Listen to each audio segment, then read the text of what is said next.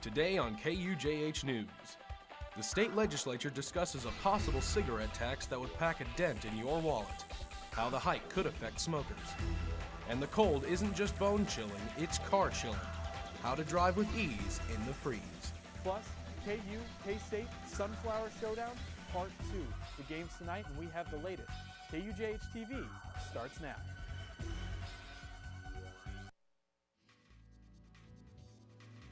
From the University of Kansas, you're watching KUJH News.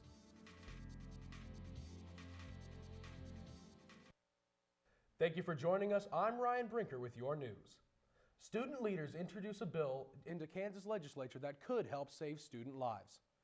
The Lifeline 911 bill gives amnesty to underage students from charges related to drinking while seeking medical attention.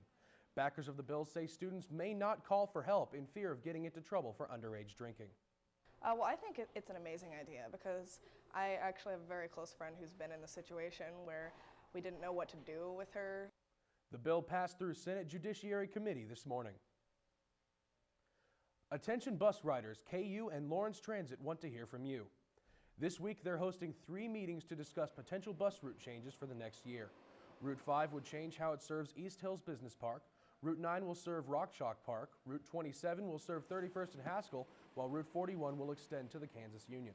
The first meeting is tomorrow from 1 to 2 at the Lawrence Transit office. The second is Wednesday from 4 to 6 p.m. at the Union, and the last is Thursday from 4 to 8 p.m. at the Transit office. If you can't go to a meeting, you can send comments to KU on Wheels at ku.edu. Tonight, the KU men's basketball team is on the road against Kansas State. Our own Hank Cavanero is live out in Manhattan, where he managed to find a Jayhawk living in Wildcat country. Manhattan and Bramlage Arena is home to the Kansas State Wildcats, who Coach Self says is the Jayhawks' most bitter rival. But don't think there are some Jayhawk fans lying around town. Meet Victor Barbeau. He has lived in Manhattan for 25 years, but he's been a Jayhawk fan for as long as he can remember. He's attended every KU K-State game in Manhattan since moving here, and he shows his Jayhawk pride with his KU gear all over his office. And for as much flack as he gets, Barbeau says he's red and blue through and through. When K-State beat KU in Lawrence, and KU was ranked #1 at the time, and I was new in town, and everybody I knew felt the need to give me a call or give me a little bit of ribbing there. Now, he will be at tonight's game with his fiancée, who's a K-State fan. So, somebody in the Barbeau family is going home disappointed tonight. Reporting live in Manhattan, we'll be here later. I'm Hank Cavanero, KUJH Sports. Hank, thank you so much. Coming up on KUJH, a bill pushes back against the president's immigration order. Plus, malls in the U.S. are on alert.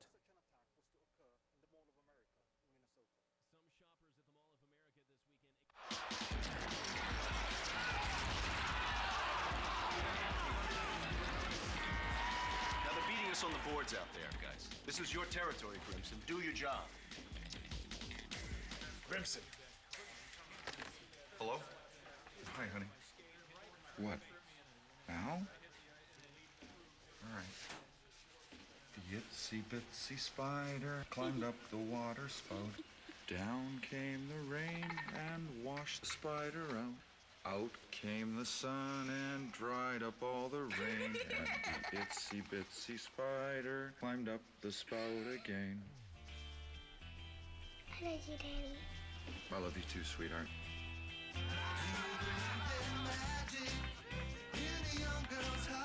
Hey, it's my girl.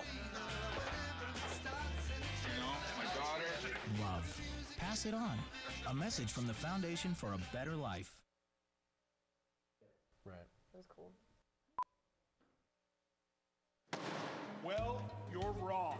I'm wrong. You're the one who misrepresented the facts. Misrepresent the facts? Are you kidding? Your proposal is ridiculous. You have no right to call You are the worst example of politics. I stand for something. Flip-flop. I stand for something. Flip-flopper, flip-flopper. Your proposal is ludicrous. My proposal will go exactly the way I say it will. My dead body. I think somebody needs a timeout. That's the power of one. I motion that I be issued the timeout, and... Wow, me too. Yeah, for sure, you should get a timeout. I apologize. And I motion that I start showing more respect. Civility. Pass it on.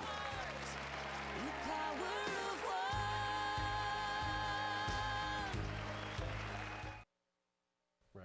It was cool.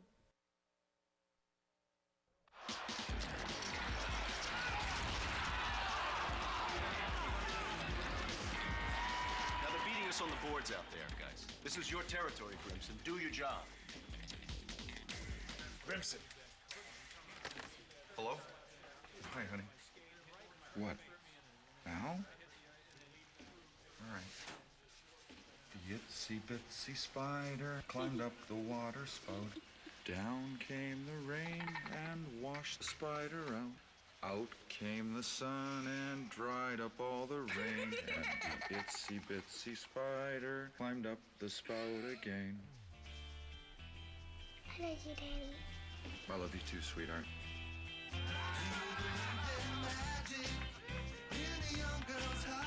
Hey, it's my girl. You know, my daughter. Love. Pass it on. A message from the Foundation for a Better Life. Lawrence smokers are going to pay more if Governor Brownback and the Kansas State Legislature have their way. But could it actually help the health of Kansans? KUJH reporter Emma Hogg has more. A proposed tax increase on tobacco would cause the prices of cigarettes to go up $1.50 per pack, making Kansas the 11th highest state for cigarette taxes. Tobacco taxes are a proven strategy to reduce smoking, particularly among teenagers and low-income people, according to the Center for Disease Control and Prevention. I would continue to pay just because it is a habit and I am quite used to it and I enjoy smoking, but I wouldn't necessarily enjoy paying the extra tax. Taxes on other products like e-cigs and tobacco for hookah pipes would increase as well, but at a lower rate. Hookah shop owner Bassam Shaheen says he'll offer specials and discounts to help counteract the price increase. Right now it's about $12.99. We're probably going to put it up to $15. But again, we are going to have some kind of specials that will hopefully help with that. The Kansas House Committee has heard the bill, but they haven't voted on it yet. One big obstacle on the passage of the bill is the Kansas House Speaker. Ray Merrick says he opposes raising tobacco taxes. Homeland Security faces a possible shutdown at the end of the week because of immigration. House Republicans have made it clear that the department will be defunded if the Senate fails to pass the spending bill presented to them last month. In addition to funding Homeland Security, the bill also strips the legal protection of President Obama's immigration order. The president addressed the National Governors Association about the possibility of a shutdown. Unless Congress acts, 1 week from now, more than 100,000 DHS employees, Border Patrol, port inspectors, TSA agents will show up to work without getting paid. If the department were to be defunded, it's estimated that 30,000 employees would be placed on temporary leave without pay. The remaining workers would be expected to continue their work, but would also be without pay. Malls in North America are on alert after a call for attacks on Western shopping malls. The Somalia-based terror group Al-Shabaab released a video over the weekend. They suggested that the group may be targeting the Mall of America in Minnesota. The U.S.'s largest mall added extra security as a precaution. Despite the threat, it didn't stop this Mall of America shopper. I'm just like, if it happens, it happens. Officials say there's no credible evidence of an impending attack. They're still vigilant.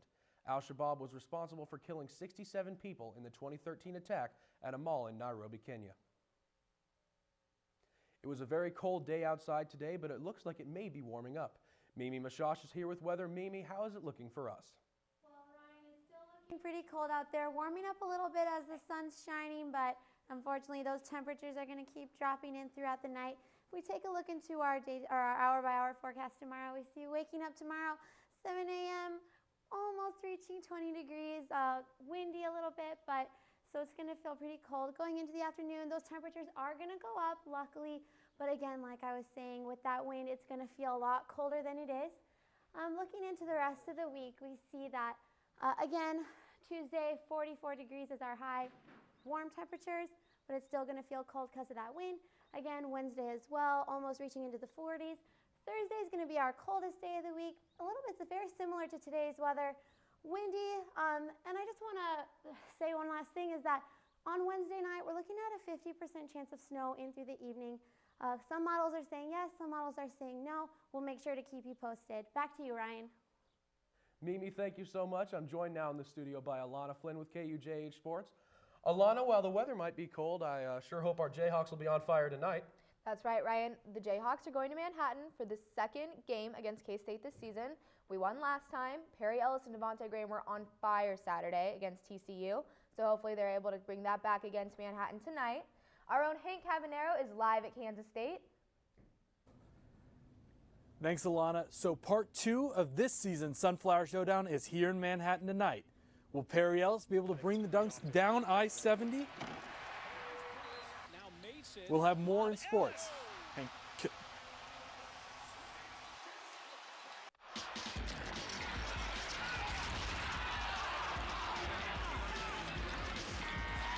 Now they're beating us on the boards out there, guys. This is your territory, Grimson. Do your job.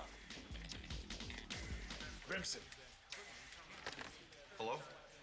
Hi, honey. What? Now? All right. The itsy bitsy spider climbed up the water spout. Down came the rain and washed the spider out. Out came the sun and dried up all the rain. And the itsy bitsy spider climbed up the spout again. I love you, Daddy. I love you too, sweetheart.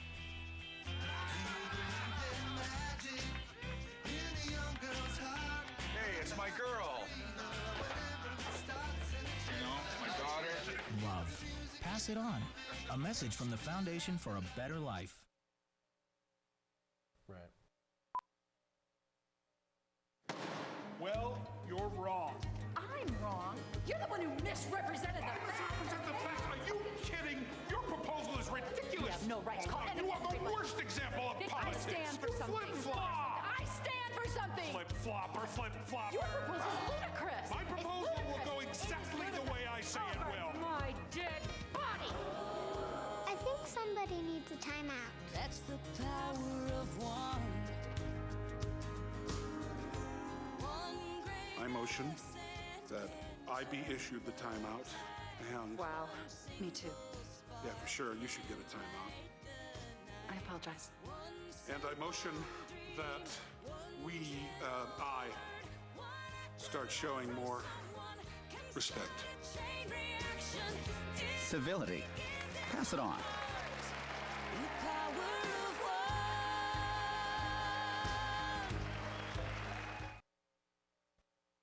Jayhawks are inching closer and closer to their 11th straight Big 12 title. Throw out the records because tonight won't be easy as the Jayhawks are on the road at in-state rival Kansas State. Our own Hank Cavanero is live in Manhattan. Hank? So Alana, we've been in Manhattan all day and it's really cold. I have gloves on.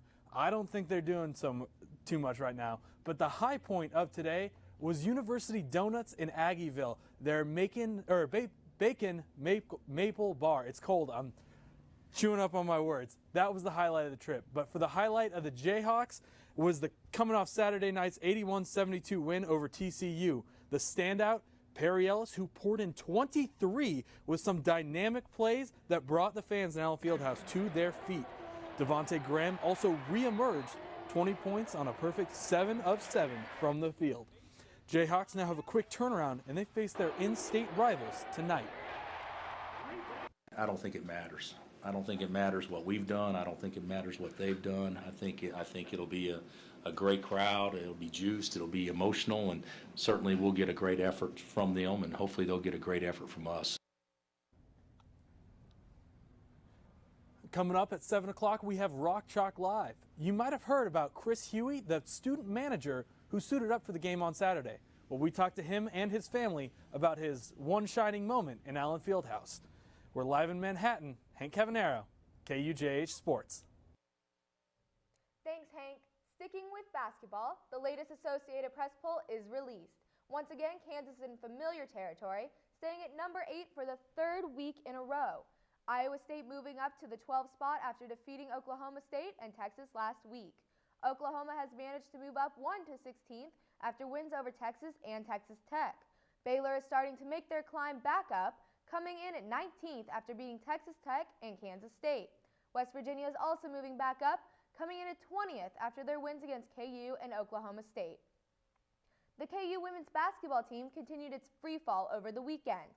The Jayhawks lost on the road to Oklahoma State 80-76, their 5th loss in a row, to stay in dead last in the Big 12. Senior guard Natalie Knight posted 20 points, one of 3 Jayhawks to post double digits in the night. The team's next game is at home against Kansas State on Wednesday. K-State won the first meeting 58-52 in Manhattan last month. Tip-off for Wednesday's game is 7 p.m. The men's golf team finished out an unsuccessful weekend, 14th out of 25 teams at the Wyoming Desert Intercollegiate. 35th ranked TCU won the tournament with a team score of 855, followed by Denver and Texas Tech. The Jayhawks rounded out their play with a score of 902. KU travels to the Louisiana Classics Invitational on March 2nd and 3rd. To baseball. The KU baseball team loses 15-5 to Oregon State in their last game on the Big 12 Pac tournament over the weekend. The Jayhawks gave up the big innings, unable to recover from a 7-run first inning and 5-run fifth inning. The team fell to Washington State on Saturday 5-8. The team finished out the tournament 2-2. The team is now preparing for the Snowbird Classic in Florida this upcoming weekend. To softball. KU drops their first game of the season over the weekend, but finishes with an impressive 4-1 record at the Aquafina Invitational in Florida. That brings the team to a hot 14-1 record so far this season. The Jayhawks knocked off Liberty 10-4 on Friday and then beat Illinois State later that afternoon 4-2. The Jayhawks lost to number 1 ranked Florida 7-1 on Saturday, but came back to beat Mercer that afternoon 2-0. The team rounded out the weekend bright and early Sunday morning, beating Illinois State 10-2. The team heads back down to Florida this weekend for the University of North Florida home tournament in Jacksonville. You know, Ryan, I never really played softball, so I didn't do a lot of that, but one thing I did do a lot was go fishing with my grandpa. I absolutely used to love fishing, and for anybody who's excited about fishing, this next story is a very big deal in the fishing world. A huge development happened in the fishing world over the weekend. A New York teen catches a gigantic blue marlin off the coast of Hawaii. It's around 14 feet long and weighs just over 1,000 pounds.